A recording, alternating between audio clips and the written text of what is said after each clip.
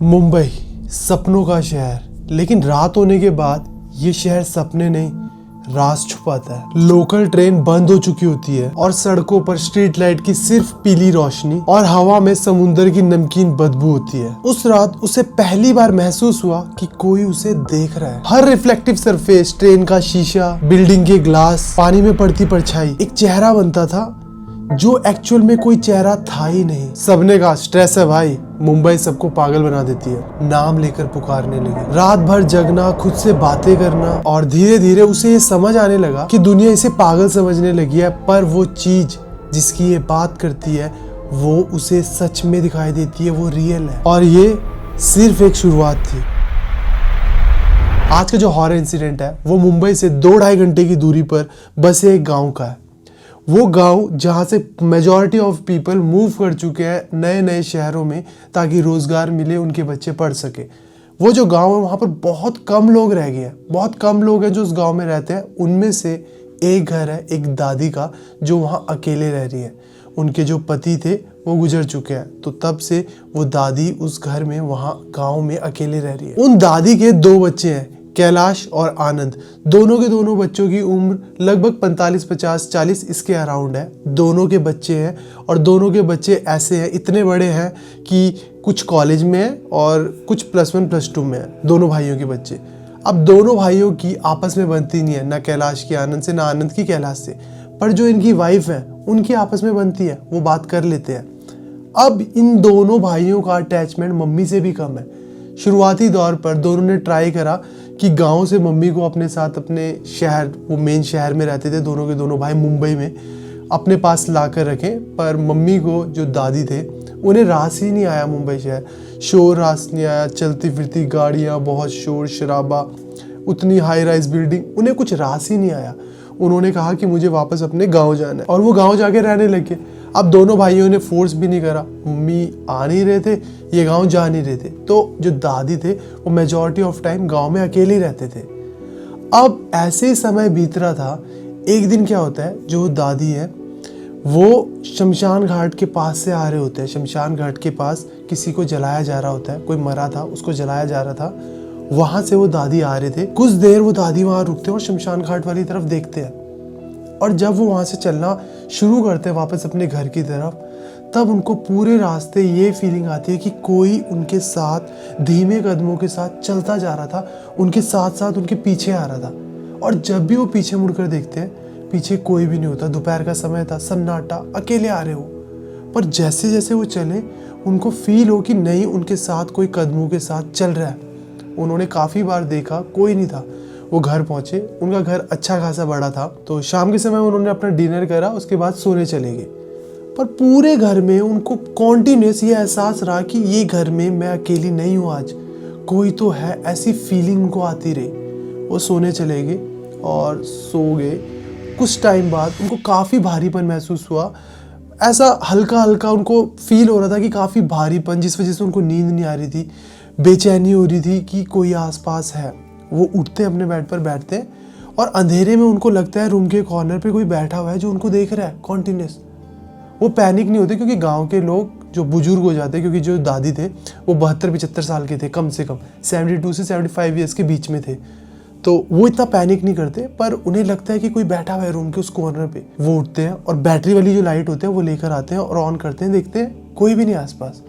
पर वो भारीपन उनको कॉन्टिन्यूस फील हो रहा होता है, जिस वजह से उनको नींद भी नहीं आती और सुबह हो जाती है। अब 2-3 दिन यही प्रतिक्रिया चलती रहती है। उनको कभी कभार आवाज़ें सुनाई देने लगी। रात को आधी रात हो चुकी है, उनको अपने बड़े बेटे की आवाज़ आ रही है कि वो कुछ बोल रहा है, और जैसे ही वो बाहर जाए रूम से तो देखें कि कोई भी नहीं है बाहर। अंदर आए तो किसी के हंसने की आवाज़ आए, जैसे उनके साथ कोई खेल रहा है, उनके बेटे की आवाज़ निकाल कर। और जैसे ही वो बाहर जाए तो कोई भी नहीं है। कभी उनके साथ हो कि उनके छोटे बेटे की आवाज़ आए, वो जैसे ही बाहर जाए, अंदर आए तो फिर किसी के हंसने की आवाज़ आ रही है, बाहर बेटा भी नहीं है। तो उनके साथ 3-4 दिन ये चीज़ चली और वो इतने विचलित हो गए, उन्होंने अपने बेटे को कॉल करी, बड़े बेटे को, कि मेरे साथ ये अजीब अजीब हरकतें हो रही हैं, किसी को मुझे ऐसा लगता है कि तू आया है, और जब मैं बाहर आती हूँ कोई नहीं होता, किसी के हंसने की आवाज़ आती है, घर में लग रहा है कोई है। अब बड़ा बेटा बोलता है, कैसी पागलों वाली बातें कर रहे हो मम्मी, ऐसा कुछ नहीं होता है, आप अपना ध्यान रखो, मैं कुछ समय बाद आऊँगा। वो छोटे बेटे को बोलते हैं, वो भी ऐसे ही बोलता है कि अभी मैं बिजी हूँ, बच्चों का स्कूल चल रहा है, आप कैसी बातें कर रहे हो, मैं आऊँगा थोड़े दिनों बाद आता हूँ। दोनों बेटे टाल देते हैं, उनका कुछ इतना खास अटैचमेंट भी नहीं होता अपने मम्मी के साथ। अब आंटी 1-2 दिन और बीते और आंटी ना काफ़ी विचलित हो जाते, काफ़ी बेचैन हो जाते हैं कि आवाज़ें रात को कॉन्टिन्यूस सुनाई देने लगी, उनका नाम पुकारने लगी वो आवाज़ें। तो वो डिसाइड करते हैं वो मंदिर जाएंगे, किसी ब्राह्मण के पास, पंडित के पास, उनसे पूछेंगे। अब वो जाते हैं अगली सुबह एक पंडित जी के पास। अब वो पंडित जी कहते हैं मंदिर में कि आप कल आना मेरे पास। अब वो वापस आ रहे होते हैं, जो दादी थे, कि मैं कल जाऊंगी उनके पास, क्योंकि गांव के जो लोग होते हैं वो चलने फिरने में एक्टिव होते हैं, पहाड़ों के लोग हैं, अच्छा खासा खान पान होता है उनका, और वो इतना डरते भी नहीं है। तो वो वापस जब आ रहे होते हैं वो फिसलते हैं और उनको चोट लगती है। आसपास के लोग आते हैं, उनको उनके घर पे लेके जाते हैं, वो काफ़ी सीरियस हो जाते हैं। उनके बेटे भी पहुंचते हैं घर पर और गांव में आ जाते हैं। तब वो दादी बताती है कि जब मैं पंडित जी के पास गई थी मंदिर में, ये बात कर आई कि मेरे साथ कुछ अजीबोगरीब हरकतें हो रही है, पैरानॉर्मल एक्टिविटीज़। तो पंडित जी मुझे बोलते हैं कि तू कल आना। और मैं घर आ रही थी, मुझे एक आवाज़ आई कि तेरा मर जाना ही ठीक है, और किसी ने मुझे धक्का मारा और मैं गिरी बहुत ज़ोर से। अब बेटे बोलते हैं ये कैसी पागलपंथी वाली बात है, इनका कोई सेंस नहीं है, अजीब बातें कर रहे हो, लोग कहेंगे कि पागल हो गए, तो ऐसी बातें मत करो। तो अब दादी काफ़ी ज़्यादा परेशान हो जाते हैं, यार कोई विश्वास ही नहीं कर रहा है, मैं पड़ोस इधर उधर किसी को बोलूँ तो वो कहेंगे पागल है। और दादी की तबीयत इतनी ख़राब हो जाती है कि 3-4 दिन में वो गुजर जाते हैं।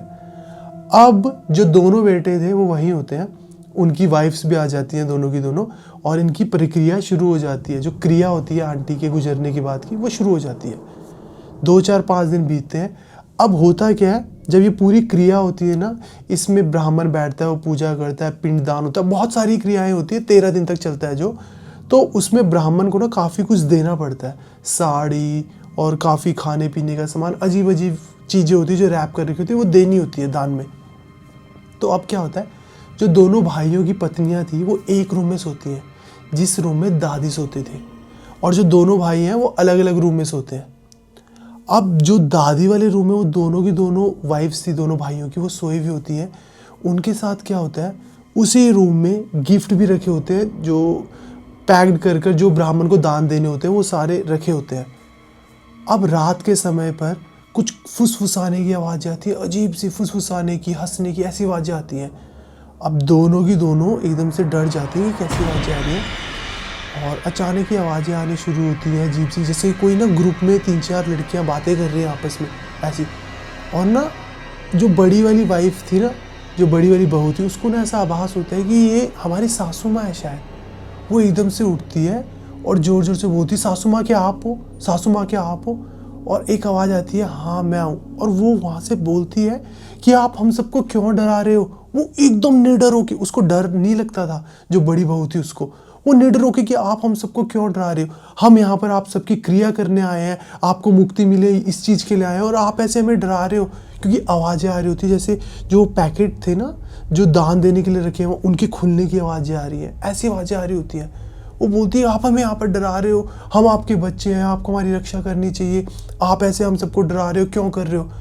और वहाँ से आवाज़ आती है कि ये मैं नहीं कर रही हूँ, जो तुम्हें सामान लेकर आए हो दान में देने वाला, मेरे साथ वाली जो है वो बोल रही है कि देख तेरे बच्चे तेरे लिए क्या लेकर आए हैं, तो सिर्फ हम वो चेक कर रहे हैं। अब जो छोटी बहू थी वो इतना डर चुकी होती है, इतना काँप रही होती है, जो बड़ी बहू है वो भी ऐसे काँप रही होती है कि एक्चुअल में सब क्या चल रहा है। और एकदम से सन्नाटा हो जाता है, जो वो खुलने वाली आवाज़ होती है वो भी बंद हो जाती है, कि कपड़े जो भी सामान था वो खुलने वाली, फुसफुसाने वाले, हंसने वाली, सब आवाज़ें बंद हो जाती है। सिर्फ एक आवाज़ आई होती है, मैं तुम्हारी रक्षा के लिए हूँ, उस सासू माँ की, कि मैं तुम्हारी रक्षा ही कर रही हूँ यहाँ। तो अब वो बड़ी बहू भी ना चुपचाप आके लेट जाती है, वो दोनों आपस में कोई बात नहीं करते, एक सुन्न होकर चुपचाप सो जाते। सुबह बात करते कि क्या हुआ था, वो आपस में घर में बताते। फिर उनके हस्बैंड लोग विश्वास नहीं करते कि ये होता ही नहीं है, तो तुम कैसी बात कर रहे हो, तुम्हारे मन का वहम है, तुम्हें लग रहा है ऐसा, कुछ नहीं हुआ होगा, आवाज़ें आई होंगी, मतलब ये सब झूठ है, तुम जो कह रहे हो ऐसा कुछ नहीं होता। वो मानते नहीं। अब सारी क्रियाएं होती है, 13 दिन बीतते हैं, सब क्रियाएं हो जाती है, वो वापस जाने लगते हैं। और वैसे भी कहते हैं कि 13 दिन तक आत्माएं आसपास ही होती हैं। अब जैसे ही वो चले जाते हैं, जो बड़ा बेटा होता है और उनकी वाइफ होती है वो तो पहुंच जाते हैं घर। अब जो छोटा बेटा था और जो उनकी छोटी बहू थी, जो दादी की छोटी बहू थी, जो छोटे बेटे की वाइफ थी, ये लोग जब घर जा रहे होते हैं तो इनकी जो वाइफ थी वो तो वैसे ही बहुत डर चुकी थी छोटे बेटे की। तो जब ये घर जा रहे होते ना, मुंबई में रहते थे, अब जब ये घर जा रहे होते हैं तो मेट्रो से जा रहे होते हैं, तो इनको ना शीशे में अलग अलग जगह पे ऐसा ऐसा आभास होता है कि कोई ना फेस दिख रहा है, पर वो फेस का कोई फेस ही नहीं है। मतलब एक एंटिटी दिख रही है बट उस एंटिटी का कोई फेस ही नहीं है, ऐसा उनको आभास होता है। और उनको इतना वियर्ड लगता है क्योंकि वो वाली बात भी उनके मन में घर कर गई होती है जो रात को उनके साथ हुआ होता है। वो अपने पति को बताती है, अपने दोस्तों को बताती है, आसपास वालों को बताती है, और सब कहते हैं कि कैसे पागलों वाली बातें कर रहे हो, ऐसा नहीं होता। और मुंबई शहर ही ऐसा है, सबको पागल बना देता है। तो इतना ध्यान मत दो, थकान है, कुछ नहीं है, कोई विश्वास नहीं करता।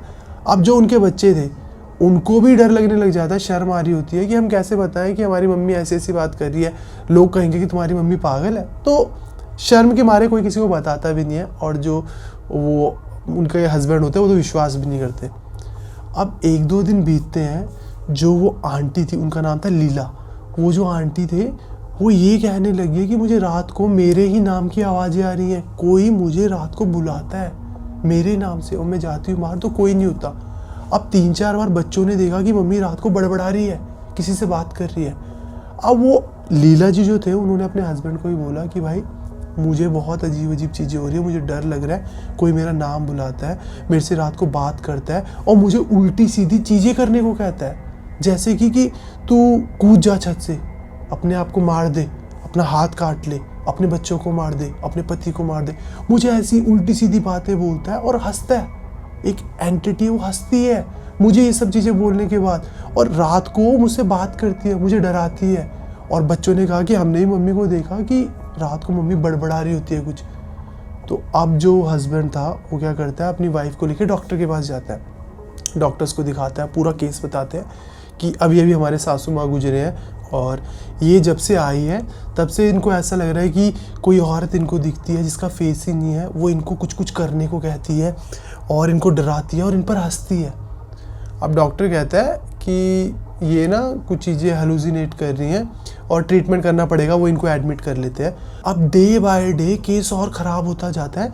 जो लीला जी थे वो रात रात को बात कर रहे हैं, डर रहे हैं, रो रहे हैं, चीख रहे हैं, चिल्ला रहे हैं। डॉक्टर्स ने बोल दिया कि ये अपना मानसिक संतुलन खो रहे हैं। जब वो ज़्यादा अपना मानसिक संतुलन खो देते थे वो इंजेक्शन लगा देते थे, बेहोश कर देते थे, स्लीपिंग पिल्स दे देते थे। और जब ये चीज़ हफ्ता 10 दिन बीत गए ना, तो एक डॉक्टर ने बोला, जो लीला जी के हस्बैंड थे उनको, कि मुझे ये पैरानॉर्मल एक्टिविटीज़ का केस लग रहा है, आप एक बार किन्हीं तांत्रिक वगैरह को दिखाओ।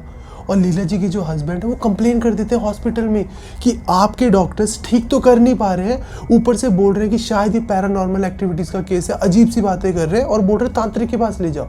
उस डॉक्टर पे भी कमेटी बैठी और कुछ दिन तक लीला जी का ट्रीटमेंट चलता रहा और वो अपने आप को चोट पहुंचाने लगी, अपने बाल नोचने, बाल तोड़ने, हाथ पे निशान मार देना, अपने काट लेना, बच्चों को एकदम से काट देना। और कुछ टाइम बाद डॉक्टर्स ने ये घोषित कर दिया कि ये अपने दिमाग का आपा खो चुकी हैं, मेंटली अनस्टेबल है, ये पागल हो चुकी हैं। और आप लोग मानोगे नहीं कि कुछ समय बाद लीला जी को मेंटल एजाइलम में भेज दिया गया, लिख कर कि ये आपा खो चुकी हैं, इनको कुछ औरतें दिखाई देती हैं, ये उनसे बात करती हैं, ये अपने आप को नुकसान पहुंचाती हैं जो भी इनके आसपास आ रहा है। क्योंकि वो इतना ज़्यादा एग्रेसिव हो चुकी थी कि कोई उनकी बातों का विश्वास नहीं कर रहा है। वो औरत उनको डराती है, उन पर हंसती है, उनको मारती है, उनको रुलाती है, उनको गलत काम करने को कहती है, अपने बच्चों को मारने को कहती है, अपने हस्बैंड को मारने को कहती है, कि वो इतना ज़्यादा पागल हो गए थे कि कोई आता भी था तो वो उन पर भी एकदम गुस्सा हो जाते थे, काटने को दौड़ते थे। तो डॉक्टर्स ने लिख कर दे दिया कि ये पागल हो चुके हैं, उनको भेज दिया मेंटल एजाइलम। और कुछ समय बाद वहाँ भी जब चलता रहा, तो जब बहुत लोगों ने लीला जी के हस्बैंड को बोला कि आप अपनी वाइफ को किसी तांत्रिक को दिखाओ, ये पैरानॉर्मल एक्टिविटीज़ वाली जो चीज़ें ये होती हैं और आपके केस में, आपके वाइफ के केस में लग रहा है कि ये हुई है। अब लीला जी के हस्बैंड ने दिखाया और जैसी तांत्रिक को दिखाया तो उन्होंने बताया कि आपके गांव से, आपके गांव के आसपास कोई स्पिरिट थी जो शमशान घाट से आपके मम्मी के साथ लगी, उन्होंने ही आपके मम्मी को मारा और वही आत्मा आपकी पत्नी पे लगी है, क्योंकि आपकी पत्नी के ग्रह सबसे वीक थे, सबसे ईजी टारगेट थी और इनके साथ वो आई है। और जब वो घर पर थे ना, जब बड़ी बहू और छोटी बहू दोनों घर पर सोए हुए थे, तो उनके घर में उस टाइम वो स्पिरिट थी, बट वो इनके घर के दायरे से बाहर थी, क्योंकि इनके घर के दायरे की रक्षा इनकी सासू माँ यानी दादी जी कर रही थी, इसलिए वो घर में तो नहीं आई। बट जब वो घर से गए 13वीं के बाद, तो जो बड़ी बहू थी वो तो काफ़ी स्ट्रांग थी, काफ़ी स्ट्रांग ग्रह थे, उसको तो कुछ नहीं हुआ। पर जो छोटी बहू थी उसको उस स्पिरिट ने टारगेट करा, और इसीलिए उसी दिन के बाद जो लीला जी थे उनको अजीब अजीब हरकतें होने लगी, अजीब चीज़ें दिखने लगी, वो हंसती थी, वही एक्टिविटीज़ जो दादी के साथ हो रही थी वही चीज़ें लीला जी के साथ होने लगी। अब जो वो तांत्रिक था उसने प्रक्रिया करी, पूजा पाठ करा, जो जो चीज़ें देनी थी, दान जो भी उस स्पिरिट को चाहिए था शांत करने के लिए, वो सब दिया और उस स्पिरिट को आज़ाद कर दिया, और जो लीला जी थी उनसे आज़ाद कर दिया। और फिर उसके बाद वो लीला जी अपना मानसिक संतुलन खो चुकी थी, वो अब बात करते हुए भी हंसना, रोना, अजीब सी हरकतें करना, ये सब करती थी। पर वो बोलते थे कि अब मुझे कोई औरत नहीं दिखती, वो जो औरत दिखती थी मुझे कुछ कहने के लिए, अब वो मुझे नहीं दिखती, अब वो मुझे कुछ नहीं बोलती, वो चले गई है। तो जैसे ही तांत्रिक ने वो सब क्रियाएं करी तो वो उनको दिखना बंद हो गया, पर वो इतना समय लग चुका था, इतना लेट वो हो चुके थे कि वो पागल ही रहे, और अभी भी वो पागल ही है। काफ़ी ज़्यादा शांत हो गया, जो अग्रेसिवनेस था उनके अंदर वो काफ़ी शांत हो गया, और काफ़ी रिकवर भी कर रहे हैं पहले के कंपैरिजन में, क्योंकि वो स्पिरिट उनको ठीक ही नहीं होने देती थी, वो और पागल बना देती थी और डराती थी, क्योंकि डर ही तो इन आत्माओं का खाना होता है कि उससे और स्ट्रांग होती हैं वो जैसे ही ठीक हुई, वो आत्मा दिखनी बंद हुई, वो रिकवरी मोड पर आ गए, बट स्टिल वो पागल खाने में है, बट रिकवर हो रहे हैं काफ़ी ज़्यादा। तो ये इंसिडेंट था मुंबई का। तो जो भी लोग मुंबई के आसपास के साउथ के लोग हैं, उन लोगों का इस स्टोरी के बारे में क्या ओपिनियन है, कमेंट सेक्शन में मुझे बताना। मैं उन कमेंट्स को रीड करूँगा, उस पर अपना ओपिनियन भी डालूँगा। एंड अगर आप लोगों के पास भी कोई ऐसे ट्रू रियल हॉरर इंसिडेंट है जो बहुत ही वियर्ड है, जो अजीब आपको लगता है कि कोई विश्वास नहीं करेगा, वो शेयर करो, मैं रीड करूँगा एंड सबके साथ यहाँ शेयर करूँगा। ये रही मेरी जीमेल आईडी, यहाँ शेयर करो, मैं रीड करूँगा एंड यहाँ सबके साथ शेयर करूँगा। तो इस हॉरर स्टोरी टाइम के लिए बस इतना ही, मिलते हैं नेक्स्ट हॉरर स्टोरी टाइम में, तब तक के लिए बाय बाय, टेक केयर।